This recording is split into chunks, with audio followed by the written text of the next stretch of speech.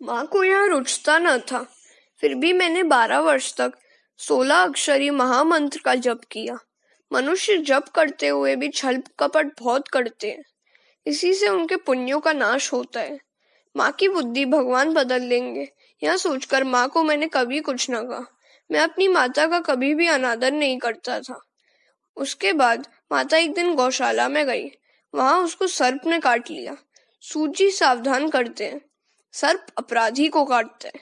माता ने शरीर का त्याग किया, प्रभु ने कृपा की। अनुग्रहम मन्यमानः, मैंने माना कि मेरे भगवान का मुझ पर अनुग्रह हुआ है। माता जी के देह का अग्नि संस्कार किया, मुझे आनंद हुआ। मैं मातृ ऋण से मुक्त हुआ। घर में जो कुछ रखा था मैंने माता के काम में ले लिया। मुझे प्रभु में श्रद्धा थी, अतः मैंने कुछ संग्रह नहीं किया। जन्म से पहले मेरे लिए माता के स्तन में दूध पैदा करने वाला दयालु भगवान मेरे पोषण की व्यवस्था करेगा। वह क्यों नहीं करेगा? परमात्मा विश्वम्भर है। मैं अपने भगवान का हूँ, तो क्या भगवान मेरा पोषण नहीं करेंगे? मैंने कुछ नहीं लिया। पहने हुए कपड़ों के साथ मैंने गृह त्याग किया। जिसका जीवन केवल ईश्वर के लिए है, वह कभी भी संग्रह नहीं करेगा। भगवान नास्तिक का भी पोषण करता है। नास्तिक कहता है, मैं ईश्वर को नहीं मानता हूँ, परंतु मेरा परमात्मा कहता है, बेटा तू मुझे नहीं मानता, मगर मैं तुझे मानता हूँ। उसका क्या होगा? जीव भले अज्ञान में जो चाहे सो बोले, मगर ठाकुर जी कहते हैं, तू भगवान का अंश है। जो ईश्वर का नियम पालता नहीं, धर्म को जो मानता नहीं, ऐसे नास्तिक का भी परमात्मा पोषण करते हैं। क्या कन्हैया मेरा पोषण नहीं करेगा? मैंने कभी भीख नहीं मांगी, मगर अपने प्रभु की कृपा से मैं कभी भूखा न रहा। मैंने किसी चीज का संग्रह नहीं किया, परंतु मेरे भगवान ने किसी दिन मुझे भूखा नहीं रखा। भगवत स्मरण करता मैं फिरता था। 12 वर्षों तक मैंने अनेक तीर्थों का भ्रमण किया। इसके बाद मैं घूमता फिरता गंगा नदी के तट पर पहुंचा। गंगा स्नान किया। इसके बाद एक पीपल के वृक्ष के नीचे बैठकर मैं जप करता था। जप ध्यान से करता था। गुरुदेव ने आज्ञा की थी कि खूब जप करना। मैंने जप नहीं छोड़ा। गुरु ने कहा था, प्रभु दर्शन दे तो भी जप छोड़ना नहीं। गंगा किनारे 12 वर्ष रहा। 24 साल से भावना करता था कि कन्हैया मेरे साथ है। मेरे पूर्व जन्म के पाप बहुत होंगे, इसलिए मुझे प्रभु के दर्शन नहीं हो रहे हैं, परंतु श्रद्धा संपूर्ण थी। इस कारण एक दिन प्रभु मुझे दर्शन अवश्य देंगे। भावना में भाव से मुझे श्री कृष्ण दिखते थे, मगर मुझे बाल कृष्ण के प्रत्यक्ष दर्शन नहीं हो रहे थे। मैंने श्री कृष्ण का मुझे प्रत्यक्ष दर्शन करना था। मुझे लगा कि श्री कृष्ण मुझे कब अपनाएंगे, कब मुझे मिलेंगे। मुझे श्री कृष्ण दर्शन की तीव्र इच्छा जागी।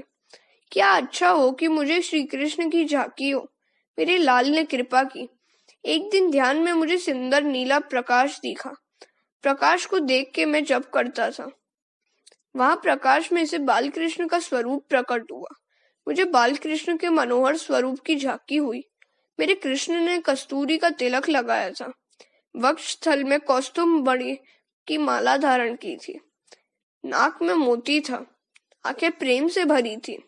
मुझे जो आनंद हुआ उसका वर्णन करने की शक्ति सरस्वती में नहीं है। मुझे हुआ कि मैं दौड़ता जाऊं और कृष्ण के चरणों में वंदन करूं। मैं जैसे ही वंदन करने गया तो कृष्ण अंतर ध्यान हो गए। मुझे लगा मेरा श्री कृष्ण मुझे क्यों छोड़कर चला गया। वहां मुझे आकाशवाणी से आज्ञा मिली, तेरे मन में सूक्ष्म वासना रही है। जिसके मन में सूक्ष्म वासना रह गई हो, ऐसे योगी को मैं दर्शन नहीं देता।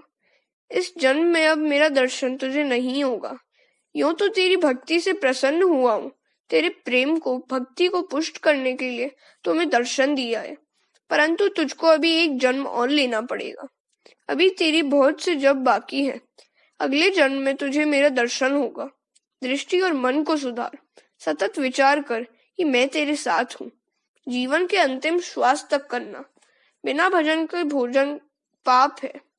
सत्कर्म की समाप्ति नहीं हुआ करती। जिस दिन जीव की समाप्ति, उसी दिन सत्कर्म की समाप्ति। इसके बाद मैं गंगा किनारे रहा। मरने से पहले मुझे अनुभव होने लगा कि इस शरीर से मैं जुदा हूँ। जड़ चेतन की ग्रंथि छूट गई। जड़ और चेतन की, शरीर और आत्मा की जो गांठ लगी है, यह गांठ भक्ति के बिना नहीं छूटती। शरीर से आत्मा जुदा है, यह सब जानते हैं, पर उसका अनुभव कौन करता है? ज्ञान का अनुभव भक्ति से होता है। संत तुकाराम महाराज कहते हैं कि मैंने अपनी आंखों से अपना मरण देखा है, अपने आत्म स्वरूप को निहारा है। मन ईश्वर में लगा हो और ईश्वर स्मरण करते करते शरीर छूट जाए तो मुक्ति मिलती है। मन को ईश्वर का स्मरण कराने के लिए जप बगैर कोई साधन नहीं है। जब जीव से जप करो तभी मन से स्मरण करना ही चाहिए। सारा जीवन जिसके पीछे गया होगा वही अंतकाल में याद आएगा।